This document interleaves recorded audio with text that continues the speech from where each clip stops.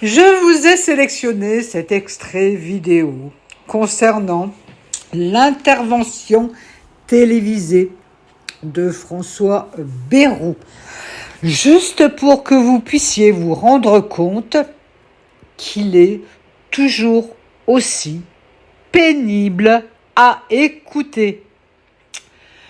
Vos réactions. À plus tard.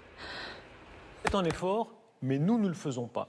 Et encore une fois, ce n'est pas contre vous, ce n'est pas polémique, mais comment croire que ça va changer? Expliquez-nous comment c'est possible. Ce n'est pas une association de boulistes, c'est la 7e puissance économique du monde.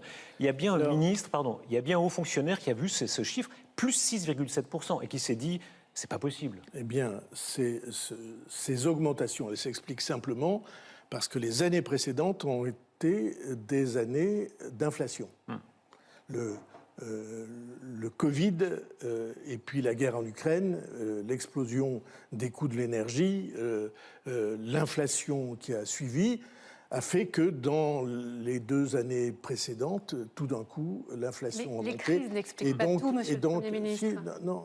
Vous n'avez pas une part de responsabilité, honnêtement? En tout cas, le camp présidentiel, plus 1000 milliards de dettes depuis 2017. Ça fait 8 ans. Madame, l'arrivée d'Emmanuel Macron à l'Élysée. Je vais répondre précisément sur 2 points. Le premier, part de responsabilité.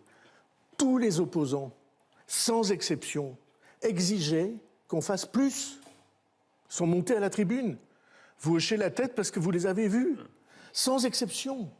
Ils montaient à la tribune pour dire « mais c'est pas assez, ça ne suffit pas ». Et deuxièmement, votre formule laisse entendre que c'est les gouvernements qui dépensent l'argent.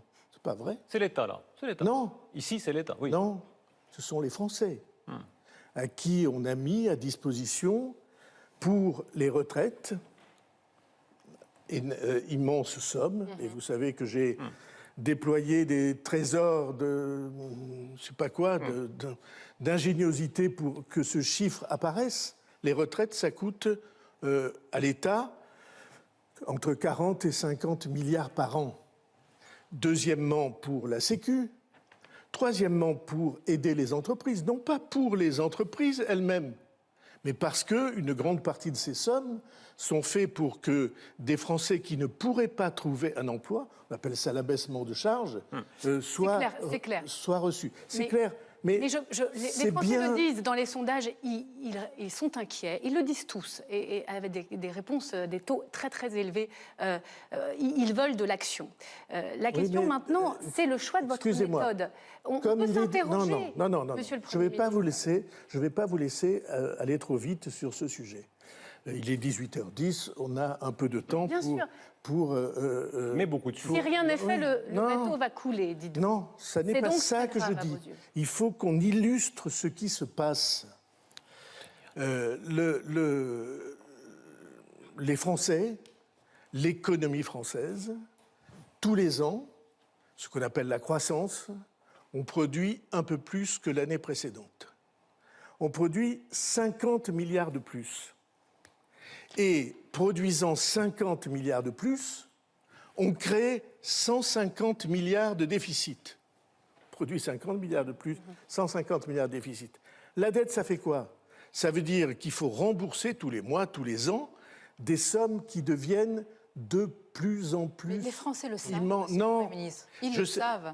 Vous apparaissez aujourd'hui comme un lanceur d'alerte, pardonnez-moi. En quoi ce n'est pas une fuite en avant? En quoi ce n'est pas courage fuyons, alors que le 8 septembre, la messe semble déjà... Vous voyez, cette formule-là, les Français le savent.